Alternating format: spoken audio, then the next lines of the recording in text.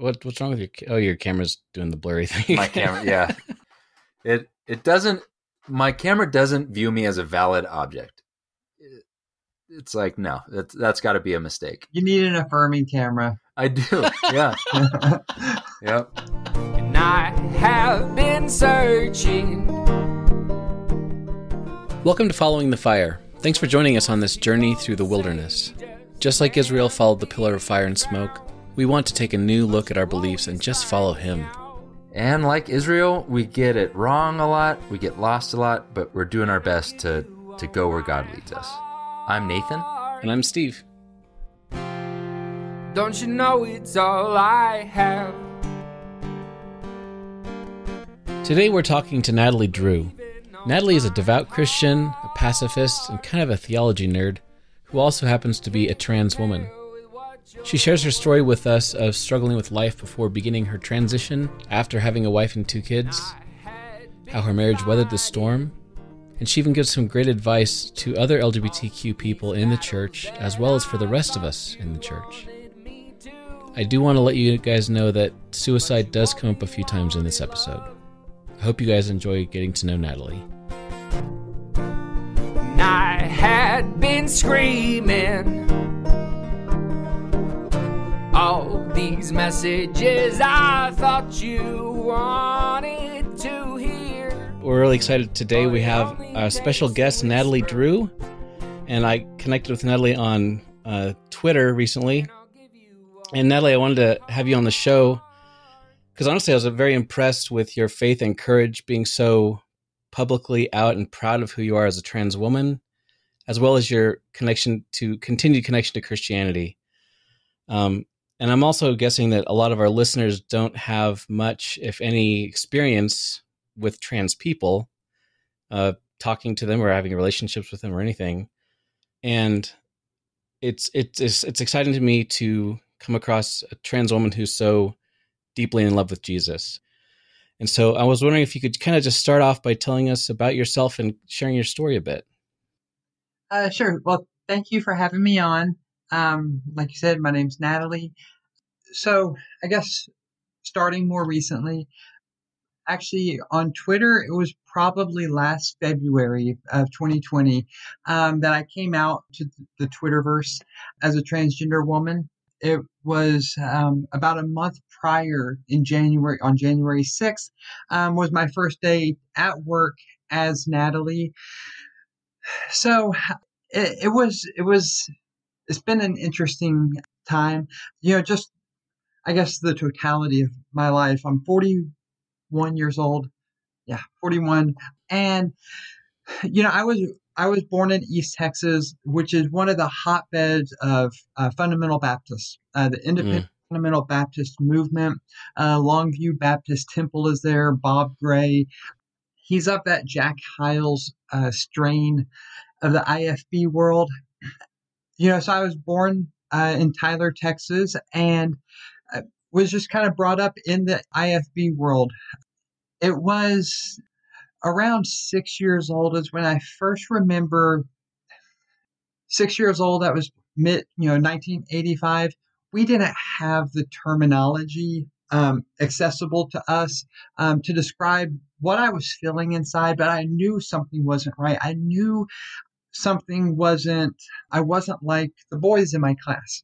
And as young as 6 years old, really. Yeah. And now looking back, at 5 years old is when I first got saved. I prayed the sinner's prayer because that's what you do as a good IFB 5-year-old. And I got baptized for the first time at 5 years old. So nobody would bat an eye about me making this public confession in an unseen God when I was 5 years old. But nobody can comprehend, or they struggle to comprehend, a 6-year-old kind of knowing something internally about themselves. But if you know anything about the IFB world, you don't talk about this stuff, especially as a child. Mistreatment of women is a problem in that world. Children is even worse. We are to be seen and not heard. Physical abuse, emotional abuse, spiritual abuse, it's all very common. So that's kind of the world I grew up in, this overriding fear that God will smite you, especially the gays. Yeah. And everything we hear growing up is fear-based.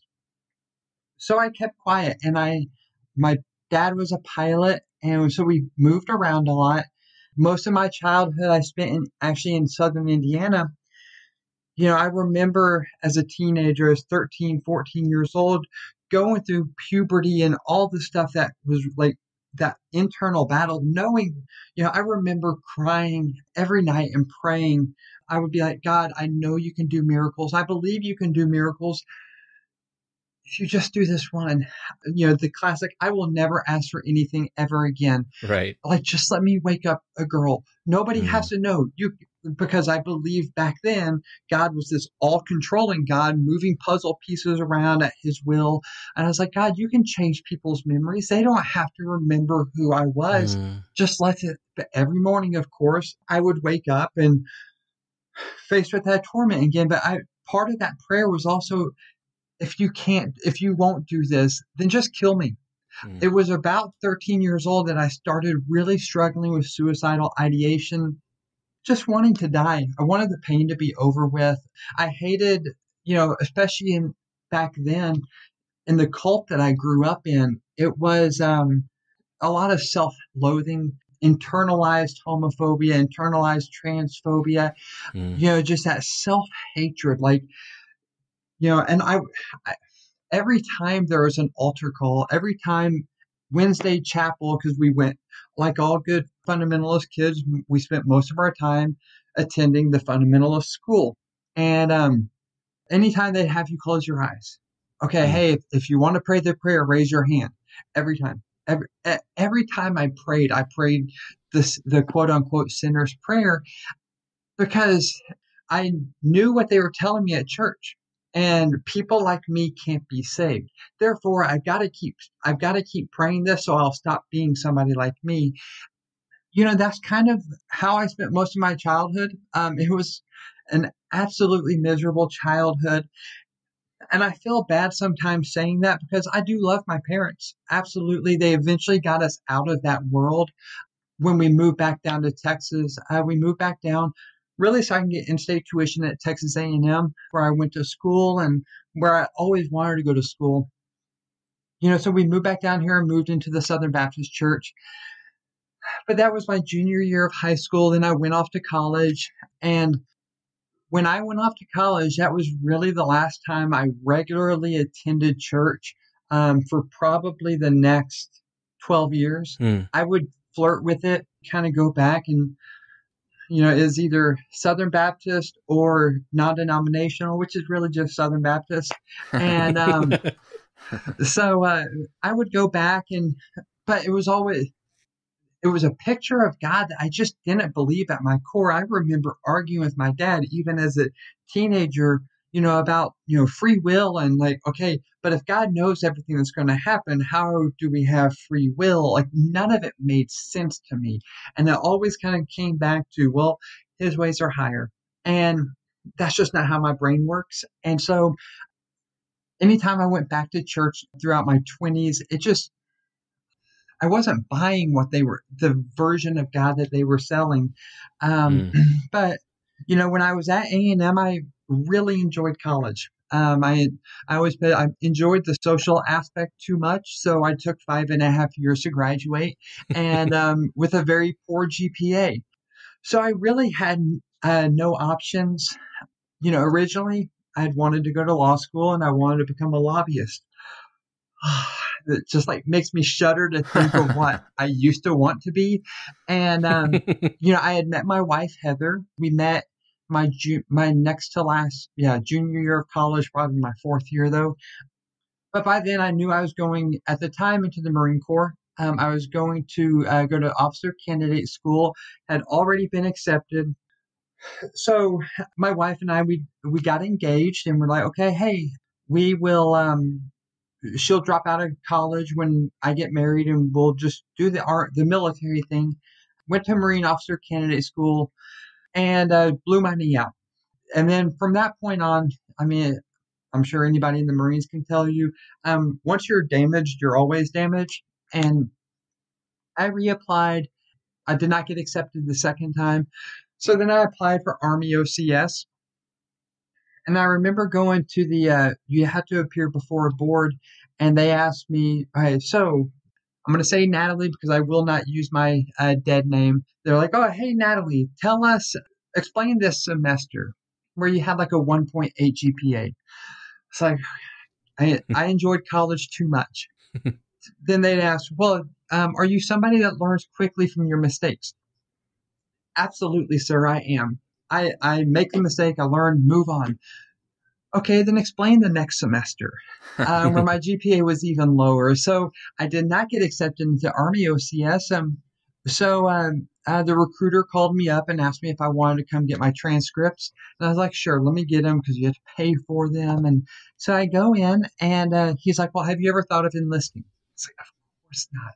Why would I? I've got a college degree, even though it was it was political science. Not much I can do until they open political science factories. And, and I had a bad GPA at that. But I was like, no, of course I wouldn't want to enlist. They're like, well, if you did, hypothetically, what would you want to do? I was like, well, I love the idea of fighting. I was really into that flight to hypermasculinity. I'm going to prove how much of a man I am. But I'd also like to do intelligence. The recruiter saw me coming, and he's like, we've got just the job for you. You can enlist to go special forces. So that's what I had enlisted for. But then I got to basic training and fractured a vertebrae in my back. So the special forces dreams went out the window, and I just became a regular infantry person. Kind of fast forwarding, Army took us all over North Carolina, Georgia, Alaska. And we deployed out of Alaska, 2006 to 2007. And, I spent 13 months in Iraq as infantry specialist and then a sergeant. Came back and my back went out, and I was medically retired in 2010 after back surgery. Jumping out of airplanes is not really good for your back.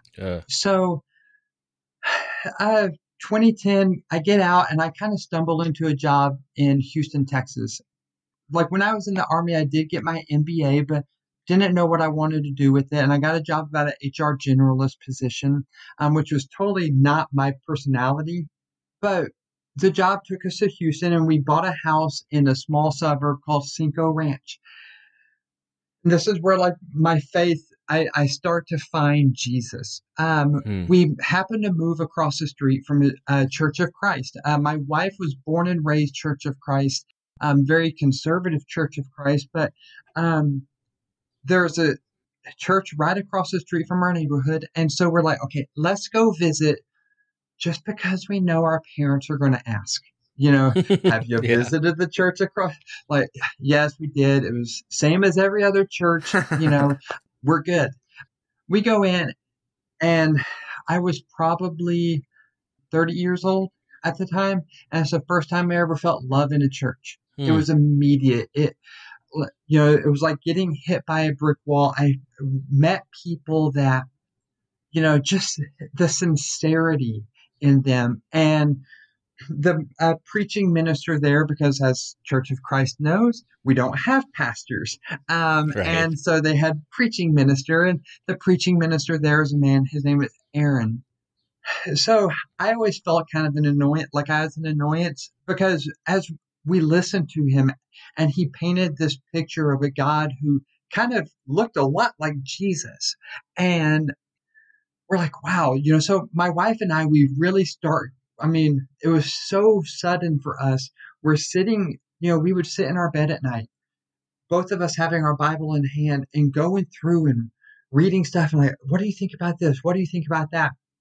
And as we kind of went back and forth with each other, there were questions would come up, and I'd shoot Aaron an email. And really what it boiled down to was, like, what all of my questions boiled down to was, what if Jesus was serious about this? And not just the whole, it's easy to say, oh, love your enemies, but what does that actually mean?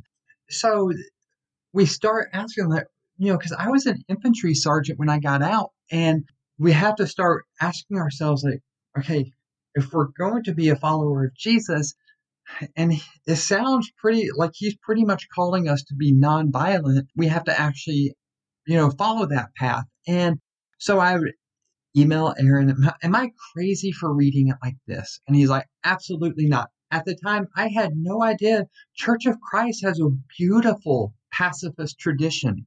It wasn't until mid World War One, World War II period that they kind of shifted away from that. Yeah. He sent me some stuff, some readings on the similarities between the Anabaptist movement and the foundation of the Church of Christ, and it just blew me away. Yep. David Lipscomb and all these great men of God.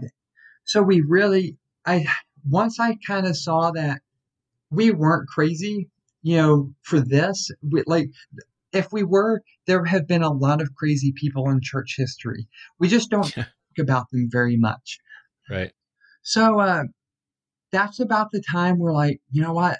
Like, I think this is the way to go. I do think Jesus was serious. And we kind of, at that point, probably about 2012, 2013 is when we went, like, okay, hey, we are nonviolent. I always struggle with the term pacifist because it carries a lot of baggage with it, much like the term anarchist.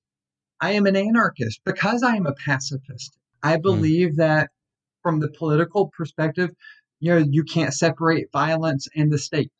Laws are backed by violence. And, so I'm not actively seeking to overthrow the government, but I'm also not going to sanction I'm not going to justify them doing violence as if it's in my name. And so it completely changed our worldview on everything. Even parenting. My wife read this book by L.R. Noce called Jesus, the Gentle Parent. This nonviolent understanding of who Jesus is and how that applies to how we parent. And having an autistic son really gave us a lot of practice in finding creative nonviolent, because we weren't going to be able to spank it out of him. And nor would we want to. I think he's brilliant. And we think both of our kids are on the spectrum. Just how it kind of permeated every aspect of our life and worldview. And so that's when I started getting a lot more looking for ways to practice nonviolence. I was able to go over to Palestine with Christian peacemaker teams for 2 weeks and talk to people on both sides of the conflict over there, working towards nonviolent resolution, reconciliation, sitting in a Palestinian village and having this Palestinian farmer quoting Gandhi and MLK and Jesus because he applies it in his day-to-day life of living in this situation with an occupation living around them. We really started trying to find ways to kind of be like that. So we were at that church for several years until, I guess, more of our radical. We kind of go radical sometimes. Well, I don't think it's radical, but apparently people do. Where this movement of ours, this trajectory of ours, kind of butted heads with classic Texas kind of church culture. There's an organization, Raw Tools. They take weapons, and so I organized an event for them down in Houston. We brought them down. They're up in Colorado. I love Mike. My daughter has one of their shirts. She loves it. Yeah. Excellent. Yeah, they're amazing. And so they came down. We had asked our church about hosting the event. They agreed to host the event. I'm not going to get into the details because I don't want to drag a church. I don't want to be critical because we do love the people there. But there was a difference, in this issue kind of made us see that there was an irreconcilable difference in how we viewed it and how they viewed it. They love God dearly, and I don't doubt that. It was time for us to find a new body. No hard feelings on that because we're still friends with. And some of the people at that church, when I came out, have been some of the most vocal supporters and encouragers of me and Heather since I came out. So we found another Church of Christ, very similar. The pastor there, the preaching minister there used to be the youth minister at our old church. So we we've kind of been on that trajectory. And then the whole time, the stuff going on behind the scenes, like with Heather and I, with, the depression, the gender dysphoria, it really began to, in my around 35 years, when I was about 35, that's when it started manifesting itself in much more serious ways. The depression became unbearable. I would come home and just go straight to bed. I'd come home and just curl up in a ball crying. At the time, most people just assumed it was PTSD. That's an acceptable reason to get depression. And I struggled with this, and I eventually did come out to Heather, obviously, and told her what the issue was, or what I thought the issue was. We're so far from the affirming world, I still didn't know all the terminology, but I told her what I was struggling with, and it was hard. Early on, it was very hard. It's a lot for a wife to process. It's, you feel kind of betrayed, and her and I have had this conversation, but there's that feeling of you spent 12, 14, 15 years lying to me, almost like I sold her a false bill of goods. So we really struggled early on, and I don't refer to it as my transition. This is our transition. And the problem we ran into is, like, anytime she would give an inch as she worked through all this, I'd want to go sprinting. And, I'd see that light at the end of the tunnel, and, it became this vicious cycle. But I never, ever imagined I would socially transition. But the depression kept worsening and worsening.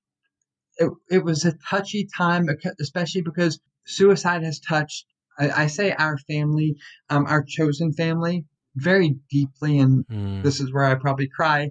My friend Ricky from the Army, 26 years old with 2 children, but the Army broke him. And then my friend Will, we talked about a lot. He was the only person in the Army I'd ever come out to. And he had talked me back from the ledge. He was my go-to when I was kind of in that dark place. He would talk me back from the ledge. And just over 2 years ago was when, he kind of lost that battle. And sorry. But, I sometimes I wear a lot, a cross that Raw Tools is made out of the barrel of the gun that my friend Will had used. And so, but it finally got to the point where I had even told Heather, I was like, Heather, we know where this is going. We know what the decision I will eventually make. And I was like, I don't want to die alone. And if we know it's going to get there, let me just take a bottle of pills and y'all sit with me as I just kind of fade away. I didn't want to die alone, and I had resigned myself to the fact that I was going to die. Obviously, Heather was not keen to that deal. And right around then, that she kind of finally got on board with me talking to a doctor about hormones. And started talking to the doctor about hormones. And, again, I'm wanting to sprint 1,000 miles an hour now. But after talking to the doctor the first time, I find out, it's about 2 months before you start seeing permanent physical changes. And so I made a deal with Heather and the kids, because we told the kids, and they struggled really bad early on, but we told the kids that I will try it for 2 months. And after 2 months, we'll see where I'm at, and we'll vote as a family. We transition as a family, or we don't transition at all. 2 months later, the depression clouds had opened. I always felt like I was walking around in a fog, that had lifted. And so, I kind of stayed on that route, and the kids slowly but surely started to understand and started to see my improvement. But it wasn't enough. Everybody's gender dysphoria requires a different level of transition. So I was just like, it's eating at me still. And so I took this job here at Texas A&M, and I told a couple friends at work, and Victoria, Jesse, and Emily, and the support that they gave me, it really kind of made me think maybe I could do this here. So on October of 2020, I sent out an email to all the management team, and because I'm the HR manager, very privileged position right now to be in, because what are they going to say to me? I'm the HR manager. And but I sent out the email coming out to them, and January 6th of 2020, yeah, I think I may have got the previous year wrong. January 6th of 2020 was my first day to come to work as Natalie. And I remember thinking 2020 is going to be the greatest year ever. Here we go. Get ready for greatness. Sorry, world. Just around the corner. But so that's where I've been for the last year and a half, is kind of growing that confidence in who I am, growing deeper in my faith, so much deeper, and just kind of excited to see kind of where that goes from here. Wow, that's quite the story. Yeah, it's been an adventure. Tears fill my eyes, you hear my cry. Everything is dark, you are my light. Loneliness surrounds So I you kind of want to are start, my friend. because this is the kind of question we don't get to ask very often, which is that one advantage of transitioning or being trans is that you get to choose your own name. So Yes. Why Natalie Grace? So, like, I actually knew my middle name first. Grace means like so much to me. I wake up and I go to sleep every night next to evidence of God's grace in my life.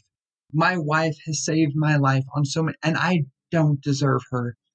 You know, I've heard grace described as mercy is not getting what you deserve. Grace is getting what you don't deserve.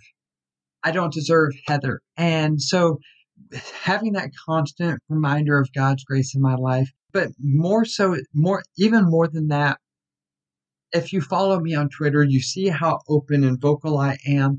And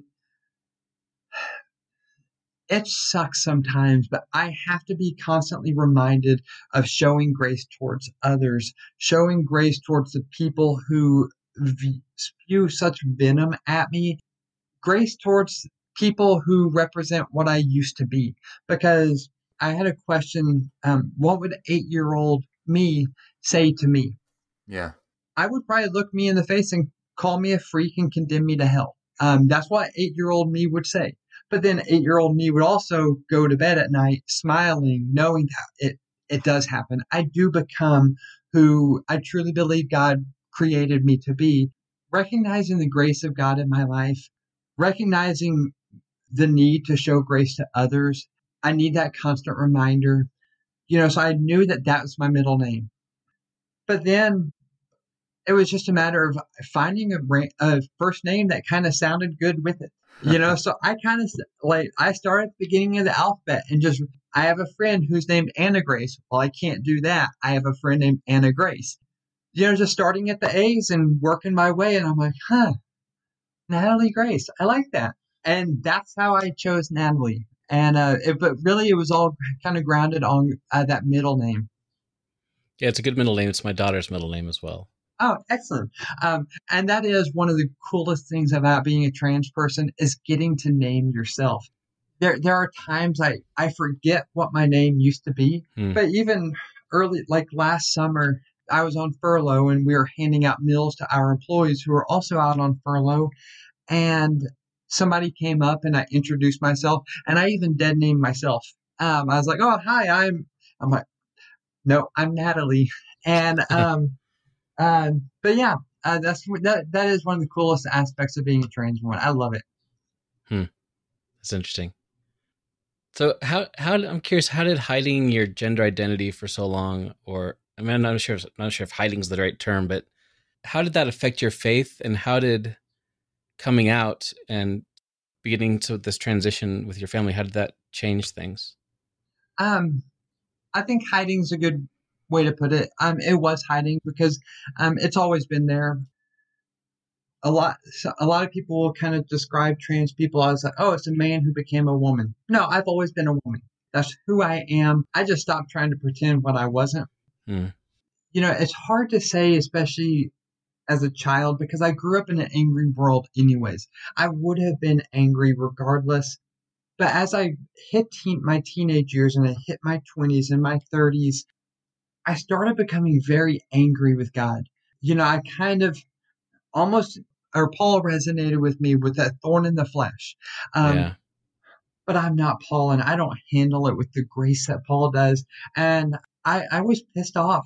I was angry at God. Why would you do this to me? Why would you condemn me? Because I still had a very, I wouldn't say I've ever been a Calvinist. I had a very blueprint version of God.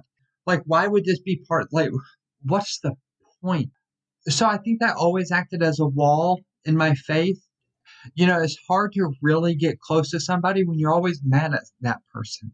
Yeah. And I always felt that was an issue for us. And coming out, it has taken all that away. We don't go to church as much as I'm trying to get out of the habit of saying should. COVID obviously messed everybody's church going habits up. But my faith has gotten so much deeper regardless, because I'm not mad. I'm not bitter. I'm not resentful at God. And I don't think God had a problem with where I was, in the sense that as long as I was being honest with him, like, yes, God, I resent you for this. I think he wants us, we see it throughout the scriptures. Those honest prayers. I saw the Naked Pastor, David Hayward. He has a cartoon where, like, the most honest or the most sincere prayer, or God's favorite prayer. And it's the guy just saying, like, what the? Yeah. WTF is what it says. Yes. That's one of my favorite ones too. I love it because it's spot on. And, but now I don't say that, now it's thankfulness. Thankful that I am who I am, that I've got this amazing family, and, coming out has removed that block that kept me from really growing deep with Christ. That's an interesting perspective, because you also often hear, and I'm sure you've heard a million times, that like God created you perfect, and why are you changing yourself? It's but I liked your perspective of, this is how God created me to be. Yeah. And my parents struggle with this. I know that they're trying, but they do struggle. I see it in their hesitancy, and they finally took down pictures of my old self. And one of the things that, I remember my mom asking is trying to understand what caused this. Did I do something? Did I take a medicine that, when I was pregnant? And I'm just like, I love Greg Boyd. There's been no theologian who's had the impact on my faith like Greg Boyd has. And I think about kind of what I gleaned from, I think it was in Crucifixion of the Warrior God. Sometimes we don't know why things happen. It could have been, something 20 generations ago that goes a different way. The totality of this progression through the human race resulted in, whatever it may be, resulted in me being born in 1979 as a transgender woman, or girl, baby.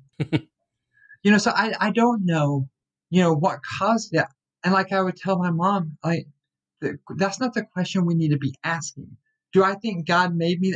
I think God, I even hesitate to say this is necessarily how God even made me. I just think this is how I was born. And as God weaves his work throughout the course of humanity, this is just how I am.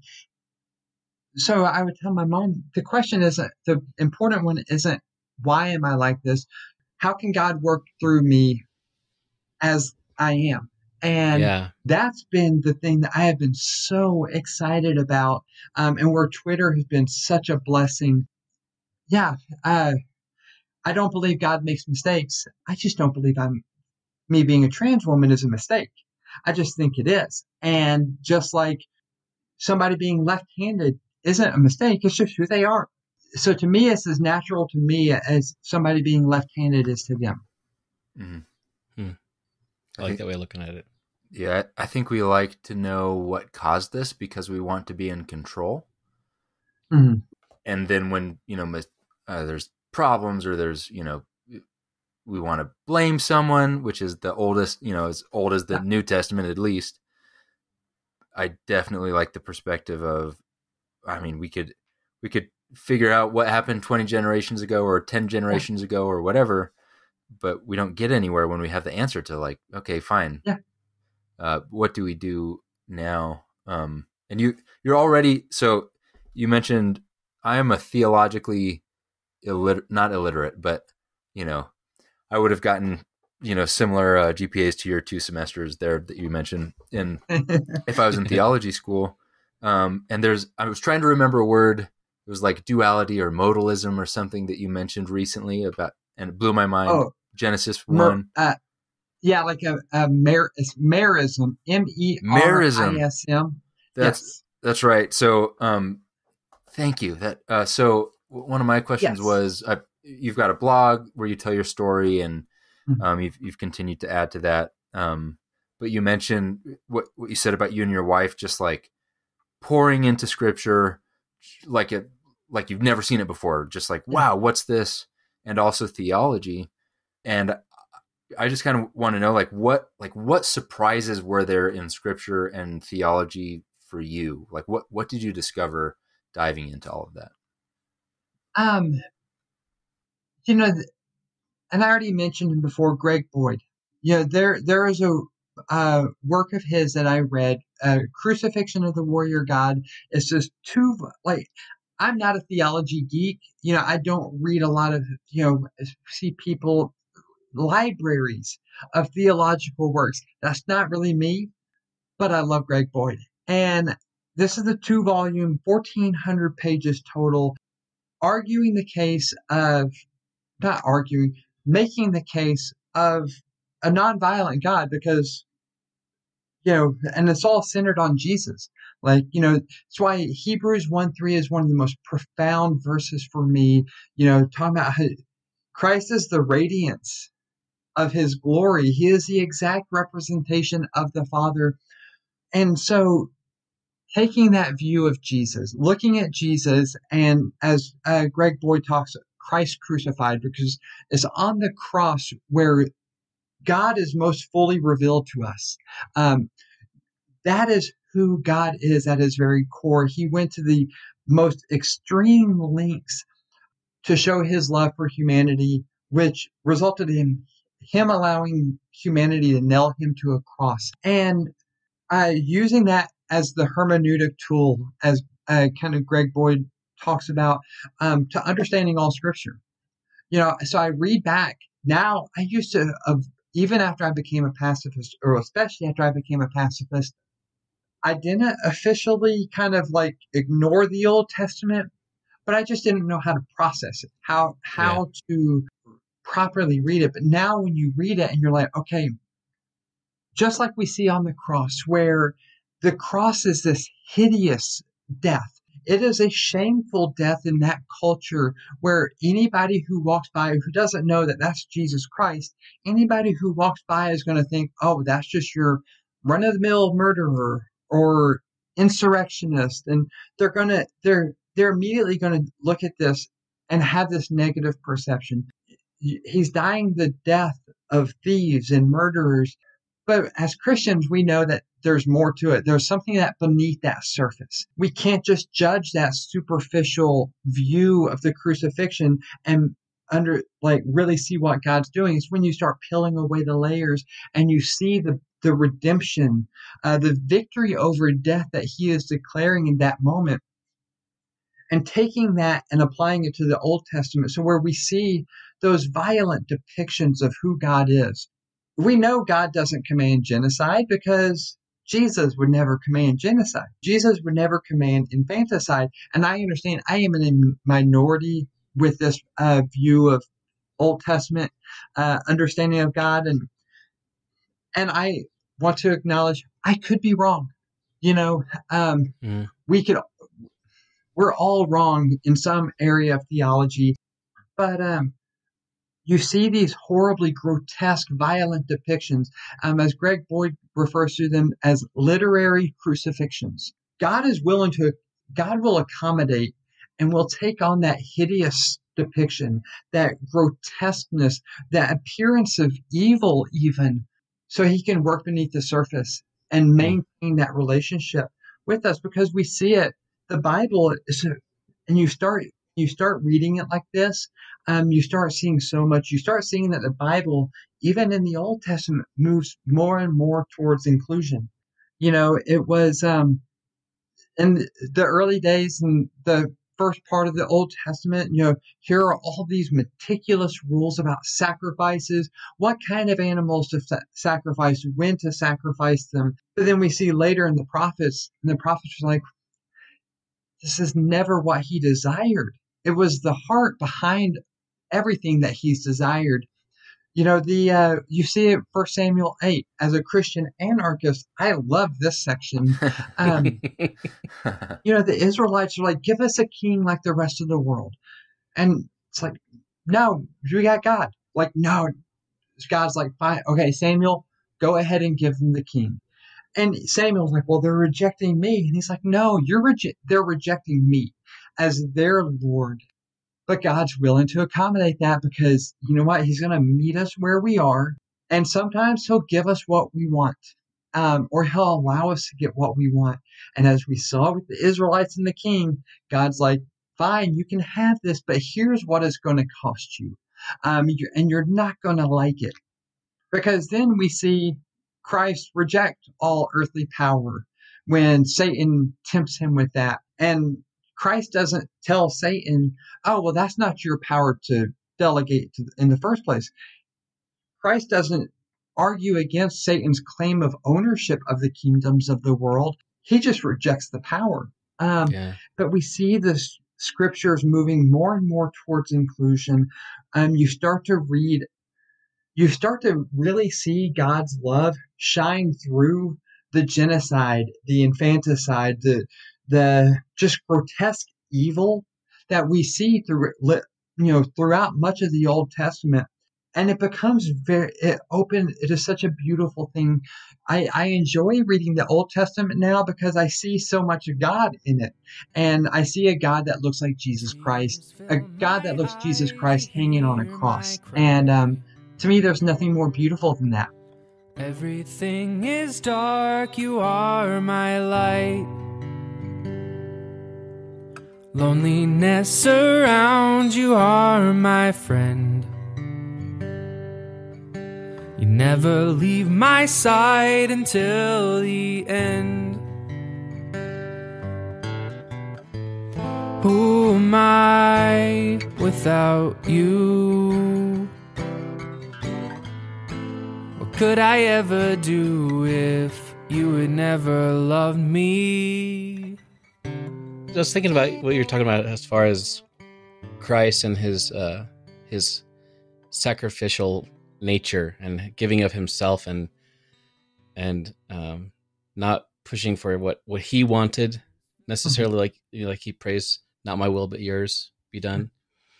And I just kind of bring it back to your wife. She seems to be, from what I can tell, she seems to be like a perfect image of that, from someone who's just, I mean, I admittedly I would have a hard time comprehending, like if I was in this situation and my wife wanted to transition, I'd be like, I mean, so tell us about your wife and how all that worked out. So real fast, I have a really good friend, one of the first people I came out to at my current job. And I remember when I told her, she was like, Natalie, if you ever come to work as yourself, I want to follow you around just to cheer you on all day. But then I came out and I socially transitioned, and she's sitting in my office one day and we're just kind of talking, and, this subject comes up. What would you do if it was your spouse? And so, I asked her, I said, it's kind of like if her husband said that he was transgender. And she was just like, she looked at me, she's like, Natalie, I'm sorry, I couldn't do it. Hmm. I told Heather on countless occasions, you're free to like. Now, I would be crushed, but I didn't want her to feel obligated to stay with me. Because we were both raised in a world where you don't get divorced. You suffer through it. So I kept telling her, I was like, you don't have to stay with me if you don't want to. And nobody would have blamed her. Like, nobody at all would have judged her, not even inside the church. And but she stayed, and she chose to love. And it was a lot of work, because there were times when, especially in a relationship, when you're transitioning in those early times, everything is about the transition. Like, everything is so you feel, it feels, I would imagine, to Heather or to any spouse going through this, that their trans partner is almost being narcissistic. Everything is about us. Every conversation turns to the transition. But I knew we struggled with that church guilt about divorce. Yeah. But I told her, I was like, look, there will be no ill feelings. I would be crushed, because she is my best friend. She is the person I want to spend the rest of my life with. But I just didn't want her to do that because she was raised in a certain world where you don't get divorced. But she stayed, and we kind of grew. It was fun. Like, we got to the point where it became really fun to grow through this together. And everybody on Twitter who sees my wife, they see this amazingly vocal and supportive wife, and she is just so amazing. But it was still probably 4 or 5 months after I transitioned socially. So, like, May, June of last year, she had never publicly referred to me as her wife. There was still that hang up. And I think everything changed when we got attacked. We were attacked by family. One of her cousins, of course, the disagreement started between Heather and her cousin about the BLM protests. George Floyd, that consumed everything. And she comes from a very conservative red family. So I kind of chimed into I can't resist jumping into a good fight. And her cousin sent me immediately jumped in and started sending me direct messages. Just these vile, transphobic, self-righteous messages.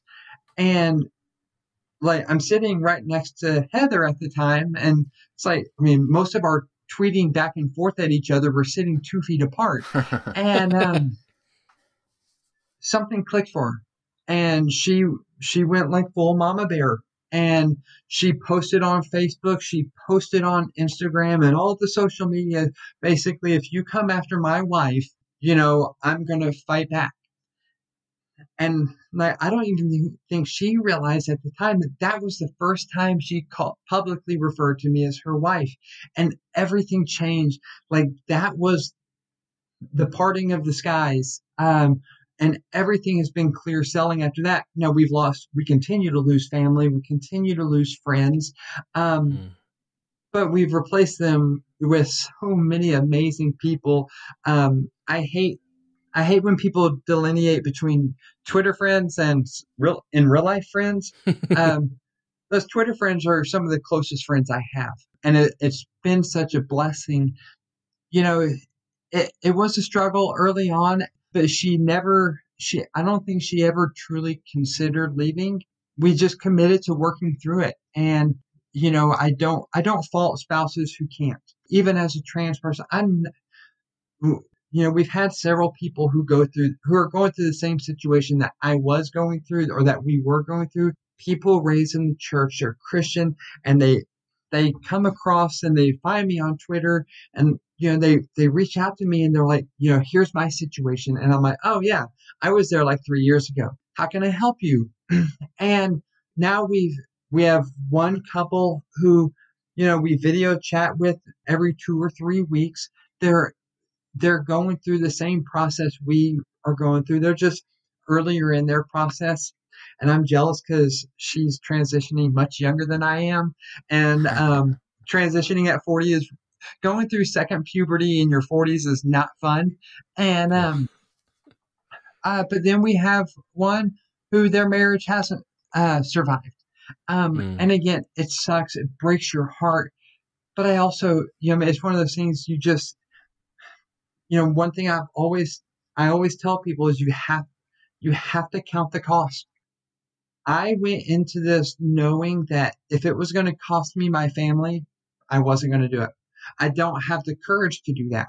A lot of that kind of goes back to the church trauma, that bad teaching on divorce, and it actually may have saved us in those early days. But I wasn't willing to go that far. I would have just suffered until I stopped it on my own. But she's the most amazing woman I've ever met, and I certainly couldn't have ever done this without her. She's, we went to Las Vegas a couple of years ago. Strangely, we went to Las Vegas and didn't gamble a single penny, but she arranged for us to renew our vows just so I could have that experience as myself. But again, that was really early in the transition. I look back at those pictures. I'm like, okay, I want to do this again. Let's do that over. But Heather is just, she's this fierce advocate at this point. And, I'm in awe watching her because she's actually, the cost for her has been higher with her family because we've got 10 nieces and nephews combined. I know that I can see 2 of them. One group, I think they would have no problem, but we don't talk very much. Heather's family does not. They're not talkers. But then 2 others, it's been made very clear that some people are just not comfortable with me around seeing my nieces and nephews. And but the cost has been higher for her, and it really sucks, and I feel guilty about that. I think it's because I'm not blood to them, and so it's easier for them to kind of lash out and not be in fear of losing me. My family, they don't want to lose me because they love me and we're blood, and so we just kind of trudge through those awkward moments. But Heather's been a rock for me. You kind of mentioned anytime in the church, one of the best parts about being in a church is that you have people ahead of you who have gone through something, right? So if you are bold enough to confess something or you just go through something and you don't have any choice, a sickness or whatever, people are going to find you. And then you're like, oh, this is why we have a church, maybe, so we can do that. So you hinted to it some, but I really want to hear, like, what encouragement or advice or hope do you have for people who they feel this way and they feel like they're choosing between God and something else? And I also want to know what your advice is for the faith community who doesn't think about this every day. So it's kind of a far off them kind of thing. Like, what's your advice for the rest of us also? So for the people who are struggling in silence right now, I would say we are a faith that believes and preaches salvation is by grace. By grace you have been saved, not through works. I've seen way too many trans people, way too many LGBTQ people leave the faith. And it's not necessarily because church teaching on being LGBTQ.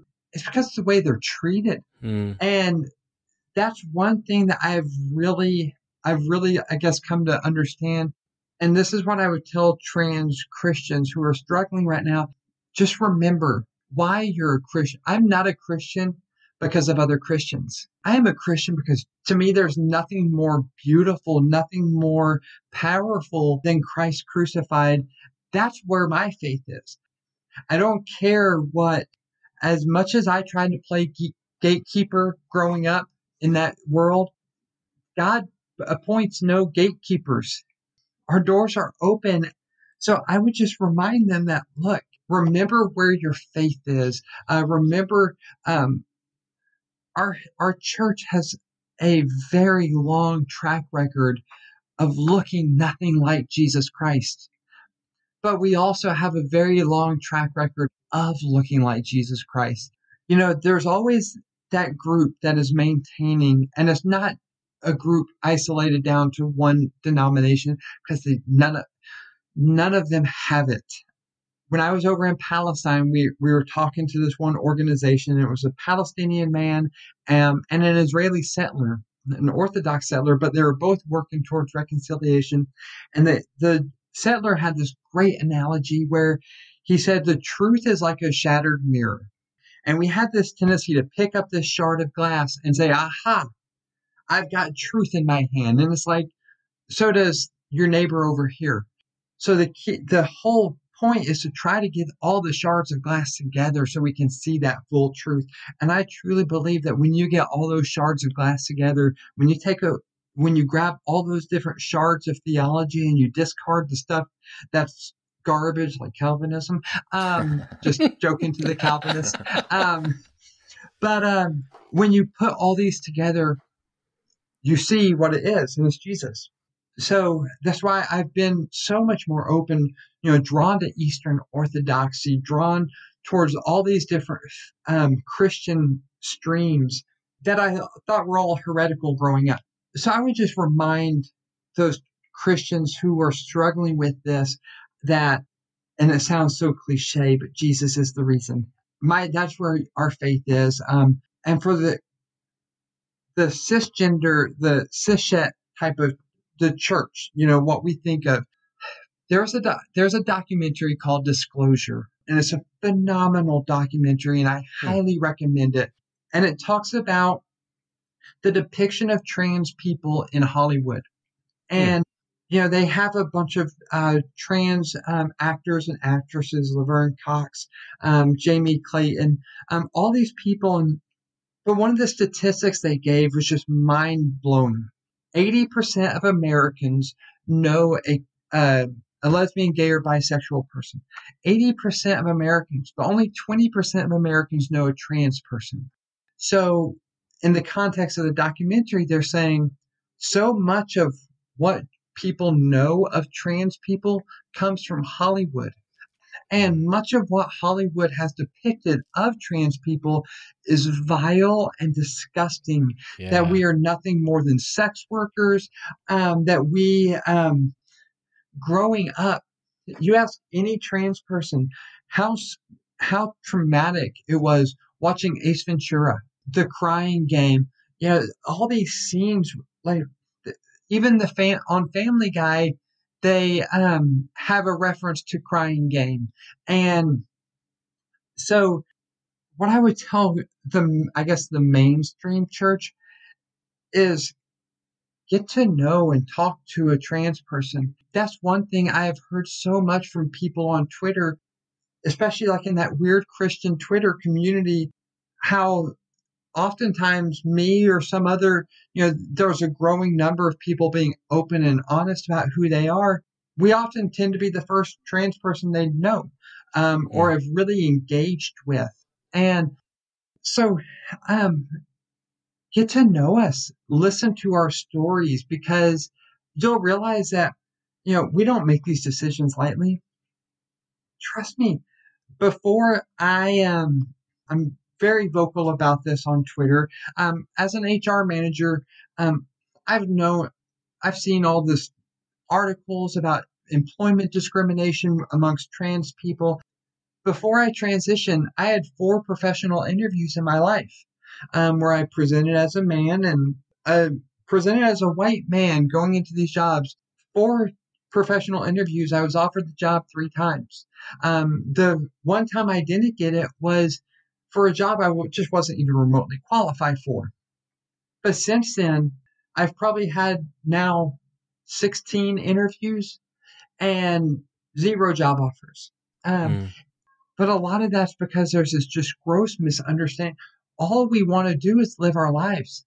So I think really getting to know a person, and it helped a lot of people from our old churches have been great and supportive and loving, and these are both churches of Christ, but they also knew us beforehand. They knew the kind of people we were, and they saw the sincerity of our faith, and they understand that our faith is no less sincere because I'm a trans woman.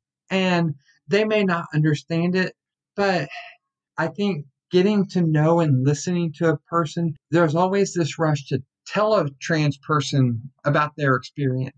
If I see one more book about trans people written by white cisgendered men, I'm going to snap. And it's not that you can only contribute to this if you're a trans person, but there's just so much. Only 20% have ever know us. So there's so much ignorance, and I don't mean that in an insulting way, but there's so much ignorance about what it means to be a trans person, because nobody just chooses this, willy-nilly. Like, it's my life is considerably harder now, day to day, than it was before. Before, I could do this, have a conversation with y'all and not worry. This whole time, I have been riddled with insecurities about my voice. Just the little things, how I present. Now, when I was walking across campus, and a guy kind of turned sharply towards me. He was just changing course, but my heart just kind of that blood pressure just shot up. And I told my wife, and she's like, "Yeah, been dealing with that my whole life." Right. So I think if people would just sit and talk with us, every person, most non-affirming people can point out a trans person because they've seen the stories in the news, mostly trans athletes. That's the big thing right now. So they'll point to the outliers, the aberrations, or some guy who's not even transgender trying to go into the women's restroom, and they'll point to that, but they don't actually sit and talk to us and get to know us. Because if they did, they would just realize we're just normal people. We just don't want to kill ourselves. And the best way to avoid that is to transition. And so I wish cisgender Christians would understand that. One, I would love to go speak to a church to help people see, put a face to who trans people are, because right now they're just seeing Caitlyn Jenner, who's not a good representative for the trans community. They're seeing the Hollywood depictions, but they're not seeing people like us. And I'm like the vast majority of trans people, especially later transitioning. I have a family. I've got kids. I don't know how many. I follow so many trans people on social media. They've got small children. Their parents, their spouses, we're just like everybody else. And to stop treating us like we're exhibits at a zoo.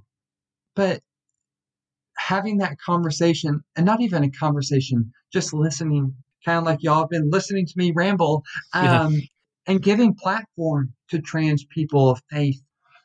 People like Bridget Eileen Rivera, she's not trans, but these LGBTQ voices that have maintained their faith is so deep. Austin Hartkey, it's important that their voices are given a platform. And probably about 2 months ago, I got really burned out. I was struggling to answer direct messages on Twitter.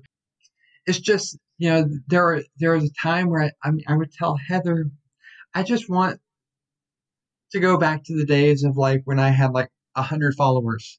It's nice and quiet, and I could get angry at people on Twitter and nobody would notice. But now, crap, I've got to show grace again because people are looking. But I wish Christians would just listen to us. There's no nefarious agenda here, and we can have differences of theology on this. I know I kind of differ from a lot of my LGBTQ Christians, fellow Christians. To me, I'm less concerned with if somebody's affirming or not. One of the first people to reach out to me on Twitter after I came out there was a preacher, I think Presbyterian, I can't remember, but he sends me a message, and we had been friends on Twitter for a while, and he sends me this message and basically like, where I stand on this. I know he's not affirming, but he's like, I love you. I love you as my sister in Christ. And that first interaction after coming out helps save me from a lot of bitterness towards non-affirming people, because I saw that act of kindness and love from him, that it really kind of set the tone for kind of how I grew as an open and out trans Christian, that they don't have to, for me, they don't. Now, my wife will have a different answer on this. But to me, I'm like, just treat me with love. Are you being kind? Are you being patient? Are you trying to provoke me? That's where misgendering is such a big issue for me. Love doesn't provoke. If love doesn't provoke, then why do something that's going to provoke? And all it's going to do is create and this is where I've really struggled with a lot of, I guess, mainstream Christians is, if you want to sit here and say, you're condemning me to hell, whatever, and their understanding of hell is always different than mine, but, they want that lake of fire. They want to condemn me to that. But if you're really worried about me going there, then why are you treating me like crap along the way? Shouldn't you be trying to kind of draw me away? Because nothing about the way that they're being is drawing me to that. Yeah. I mean, speaking as a guy who, like, in high school, I was like super right wing, like hardcore. And over the years, I mean, I know that so many Christians have this crazy idea of what a trans person is. And like, there's just so much fear because nobody knows you. Yeah. And even after talking to you just for an hour here, I mean, it's like, I wish people could get to know you and see you, and hopefully just listening to you on this podcast will help. But I mean, you're a great person. I wouldn't go that far. No. Well, I don't see how anybody could listen to you talk and not see the spirit in you, and see that your love for Christ, and not come away from that thinking hopefully different than they did before. You would never love me.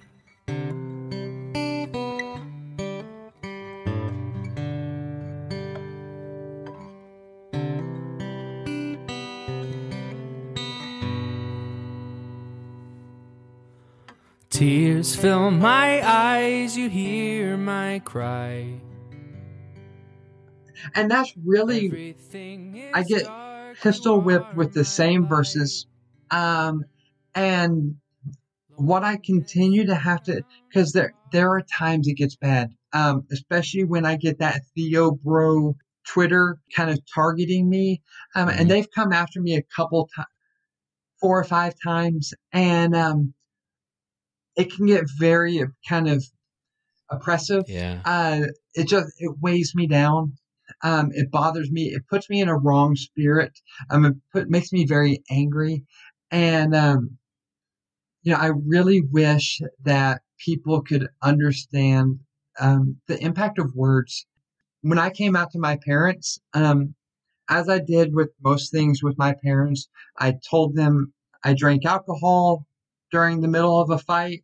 I told them all my greatest sins. I do when we're fighting, when me and my dad are fighting, and it's kind of my way to dig. And that's how I came out to them. Because my dad had shared something on Facebook, and I didn't intend to come out, but when you're sitting in pews next to somebody, you don't know what that person is struggling through, and you go home, you get on Facebook, and you share something that's just unbelievably transphobic or homophobic, and that person who is sitting next to you at church sees it. The impact, the harm that creates on that person because I saw it all, and that's what led me to coming out to my parents.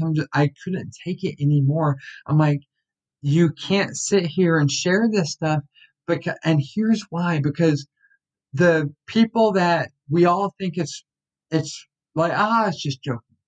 Mm-hmm.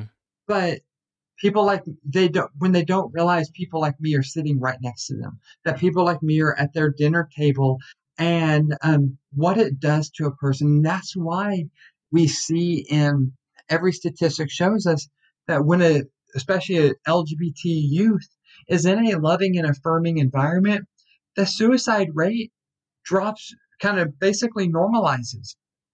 Trans people we don't have high suicide rates because we're fundamentally broken. When you're rejected by society as a whole, when you're relegated to being the butt of jokes, your mere existence, the recent rush to pass all these laws, and these people who say, we're doing it to protect women's sports. Well, first of all, these are the same people who could not care less about women's sports, but they use this such grotesque language.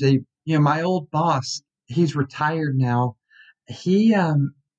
Our company didn't have a policy on trans women or trans access to restroom.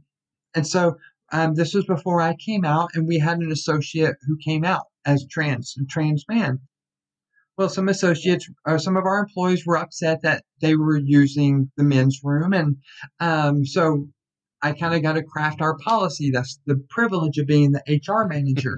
And I was still closeted at the time. And my boss came to me and was just like, so you're telling me that if I come in tomorrow and say that I'm a woman, I can use the women's restroom? Not knowing that he's saying that to a trans person. And I don't even think he was trying to be intentionally offensive. But the how things are phrased, it matters. And I really wish, that's one thing I try on Twitter, and I fail way too often at that because, I say that I'm a pacifist, but that's got to include my words and how I communicate. That's hard. And yeah, that is really hard, and not using those words as weapons. That's why with our kids, we're very, we let our kids use the English language, just as long as they don't use certain words to demean and attack. Right. To us, that's what a cuss word is. Are you using that word to cut down people and demean and degrade them? Then that is a cuss word. We don't use those. But the power of words, and I wish Christians would understand this, and we should more than anybody, because the person we follow, it's kind of along the lines of, sure, you didn't sleep with the woman, but you lusted after her. It's what's in that heart. And we forget that what's in our heart, we may not go be a gay person, but we do that in our hearts all the time. And that's really where I think we fall short as a church. And I wish we had gave more platform to trans people in the church, because right now we're the scary element. And that's the frustrating part, is constantly having to be on the defense for who you are. I think in the church, like we've heard the power of the tongue to destroy. We kind of understand those words, but I think that we have a blind spot to where we think we're talking about an abstract idea or a far off boogeyman enemy culture sometimes, and we think we're safe in the room. It's almost the problem that happens in locker rooms. I was never comfortable with the locker room talk, right? But what happens in a locker room is, there's a bunch of 15-year-old boys in this locker room, and that's where we're safe to talk this way. And that's what happens in a locker room, right? And it's not okay to do that, and it's not safe. There's people in there that are that you're impacting directly. And in a church, it's this locker room where we kind of imagine everyone grew up like us, thinks like us, has the same, not just the same Jesus, but we kind of forget that our culture comes with us into the church. And then we talk about these things on a Wednesday night that, again, we think are like the enemy. Oh, they legalized gay marriage. And we talk about that for a little bit. We don't realize that we're talking with people sitting next to us who we are harming directly with our words. And I think it's even more dangerous because sometimes those words aren't even spoken with like maliciously. It's just kind of, does that make sense? It's like, I'm not even mad. Absolutely.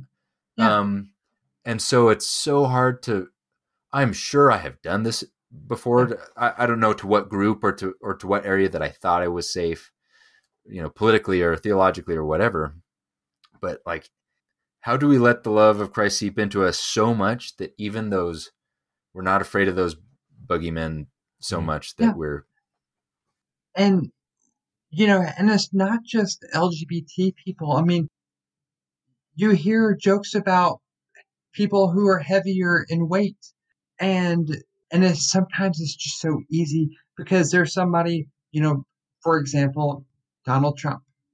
It's easy to try to, depend, and it's not just Trump, it's either side of the aisle. It's easy to jump on and insult and demean the other person. That's why I hate politics. But I've seen people say on the left who make these comments about almost like body shaming comments, and it's like, wait, that's not what I get it. You don't like him, like. To me, him and his support, you're among friends. They're here. a threat to people like me, Yeah. But you don't have to. Yeah, you don't have to turn that into an insult against people who are old and overweight. Because people are hearing those comments. Right. That's such a good. Yeah, it's the same exact thing. It's like, I've got an enemy. I don't know Donald Trump, but I know that I don't like him, or as a culture, the people I'm with, we don't like him. And so, this happened with George Bush. I remember he's a moron, or Yeah. And, it's like it's like in any war, you drop a bomb on a target. Well, sure, you may make that comment, that body shaming comment towards a political rival, but there is collateral damage outside that targeted area. Who sees those comments? They're that for probably for 20 plus years, I struggled with an eating disorder. For me specifically, bulimia just had absolute control on me. And every time I'd hear those comments, the jokes, and people don't realize who's going through what. That's why, there's a tweet that went around about not sharing your pain online. And, everybody reacting to that. And I love the reaction because we absolutely should be more open and vulnerable.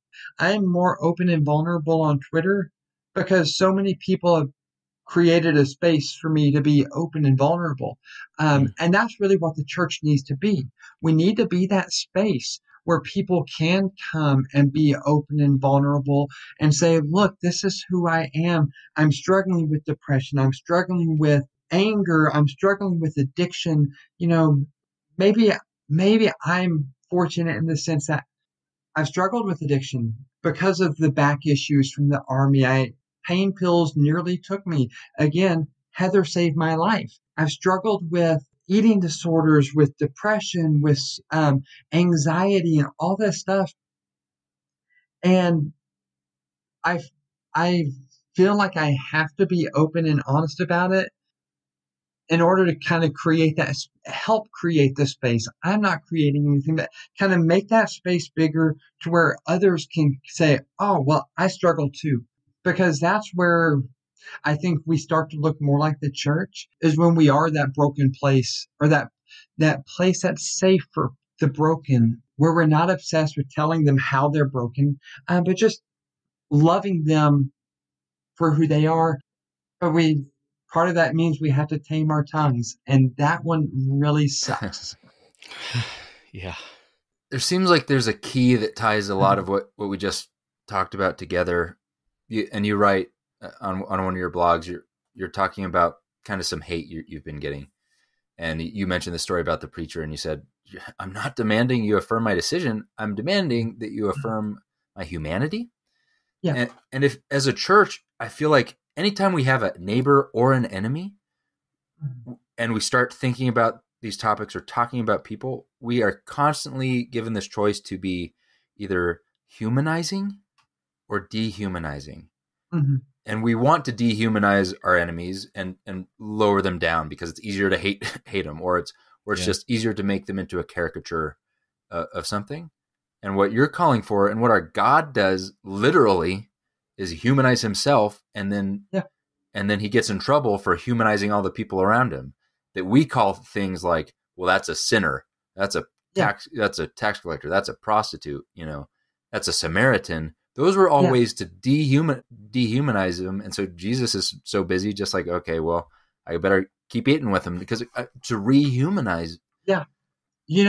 Maybe they've come out with an official position. But the last time I heard Greg Boyd and his church talk about this subject as it applies to LGBT people, and now everybody's being asked, what's your policy? And he talked about how they're really hesitant to have a policy on this simply because it dehumanizes. Instead of saying, hey, you're Natalie, they start to say, well, you fit under this policy. We've got to handle you according to this policy. And I become words on a paper instead of a human being with flesh and feelings. And, I love how his church is approaching it, because I also feel confident that I could go to his church and not feel unwelcomed. I believe that they would be welcoming and loving. I've engaged with one of the pastors there for years now on Twitter. Great guy, and consider him a friend. And I know that I could go to their church and feel safe. And part of that is because they aren't just viewing me as a policy. And so I think, kind of getting back to, we really have to try to remember and to affirm that humanity. Because if any one group of the church got it all right, then I'm convinced we wouldn't have all the division that we have in the church. We have all this division and these different theological views because we're all trying to understand it. And people are going to come to different positions, but I figure God is love. So I'm going to try to lead with that and base everything off of that. Hold on. That sounds belief. Way too simple. It's got to be more complex than that, Natalie. Come on. I mean, and it is amazing how we will take complex verses. People will die on the hill of penal substitution. These complex theological propositions, but then they act like love your enemy, pray for those who persecute you. If your enemy strikes you on the right cheek, turn to them the other. Don't resist an evil person.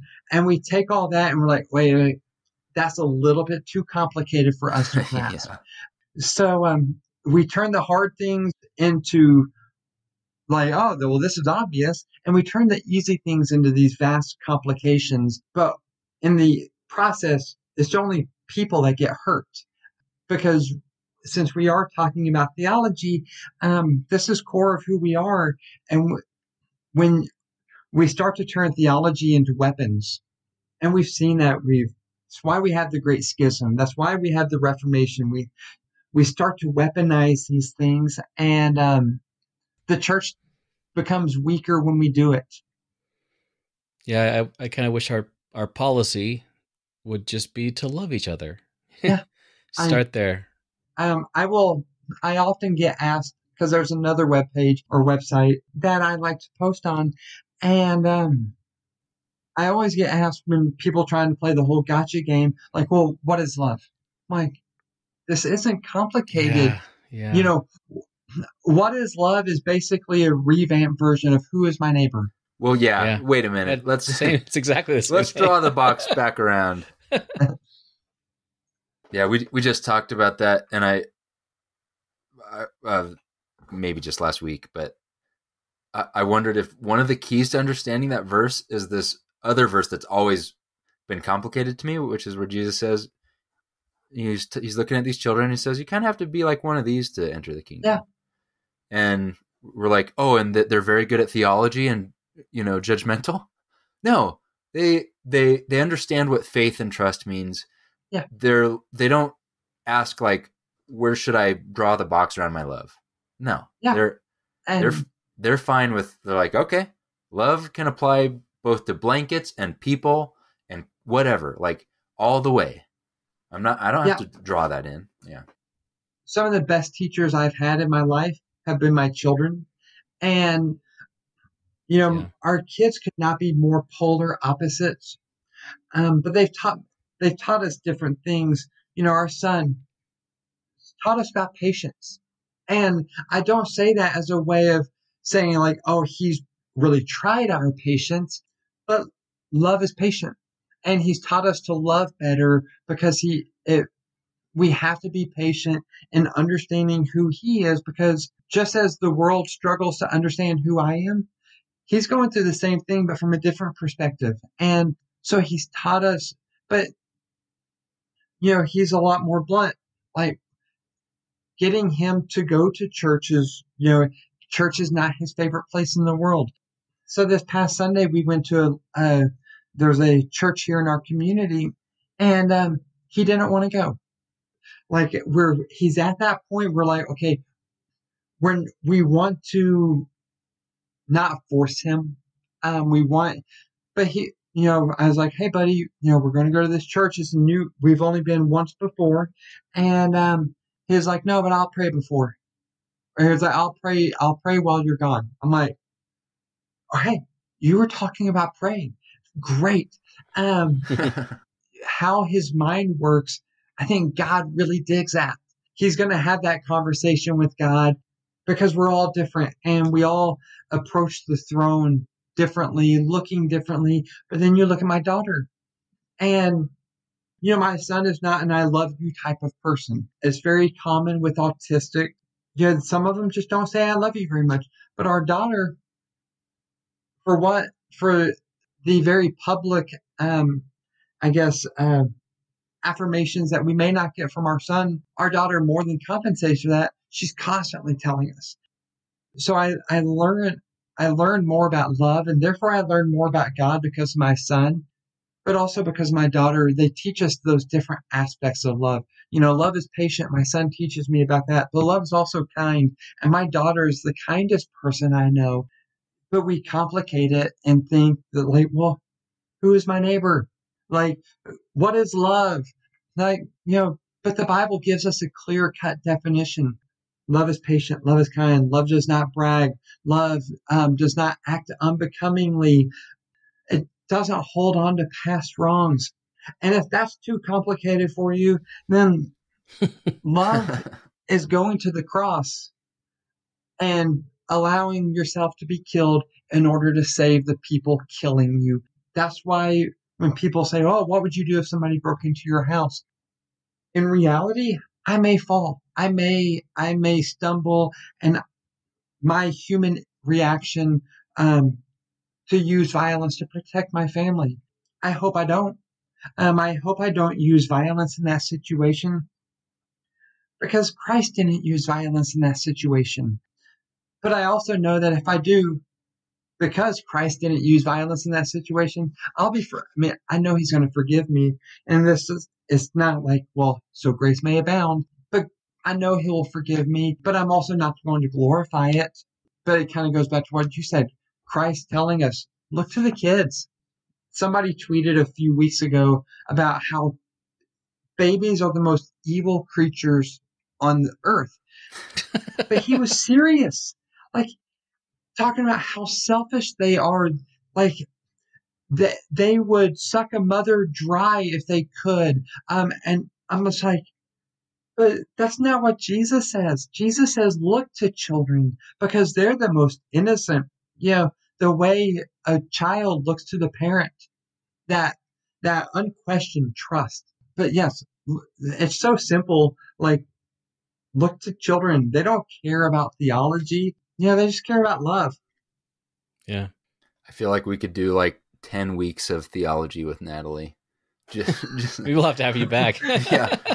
We're hitting all the big subjects. It's like we have about 8 more hours of material easily. Easily. Thank you so much for spending so much time with us, Natalie. I really appreciate it. Oh no, I loved it. Thank y'all so much. And kind of going back, thank you for letting me share this platform with y'all, being able to share my story and talk to y'all. I really do appreciate that. Sure. I hope more people can get to know you and see, like you said, you're not a scary person. You're a child of God for sure. Yeah, so if anybody wants to connect with Natalie or get to know a little bit more about her story, we'll put links in the show notes to her Twitter and her website. The Twitter handle is NatDrew79. It's NATDREW 79. Thanks a lot, Natalie, and have a good one. Y'all too. Bye. Right. All these messages I thought you wanted to hear, but it only takes a whisper. Hey, thanks for listening to Following the Fire. If you'd like to see show notes for this episode, which includes links to everything we mentioned as well as all the scriptures, head on over to followingthefire.com and just click on this episode. There's also contact information on the website. Let us know what you think about the show and if you have any suggestions for future topics. Also, please give us a review on Apple Podcasts if you could. It really helps other folks find the show. And as always, thanks to the fabulous Daniel Wheat for the theme song and the music for the episode. You can find more of his stuff on Apple Music and Spotify. See you later.